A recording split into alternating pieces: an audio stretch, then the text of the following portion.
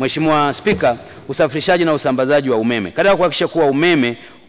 wa uhakika unapatikana katika maeneo yote nchini, serikali itaendelea kujenga na kuboresha miundombinu ya kusafirisha nishati ya umeme kwa kutekeleza miradi mbalimbali, ikiwa ni pamoja na ujenzi wa njia ya kusafirisha umeme wa msongo wa kilovoti 400 kutoka Chalinze hadi Dodoma, ujenzi wa njia ya kusafirisha umeme wa msongo wa kilovoti 400 kutoka Chalinze, Kinyerezi, Mkuranga, ujenzi wa njia ya kusafirisha umeme wa msongo wa kilovoti 400 kutoka Rufiji, Mkuranga, na ujenzi wa njia ya kusafirisha umeme wa msongo wa kilovoti 400 kutoka Dar es Salaam, Tanga hadi Arusha. Miradi mingine inayotekelezwa ni ujenzi wa njia ya kusafirisha msongo wa kilovoti 400 kutoka Iringa hadi Sumbawanga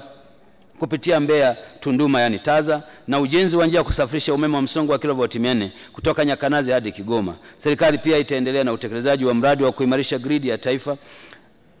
pamoja na kuendelea kufanya matengenezo ya kinga katika vituo vya kuzalisha umeme, miundombinu ya kusafirisha na usambazaji wa umeme pamoja na vituo vya kupoza umeme.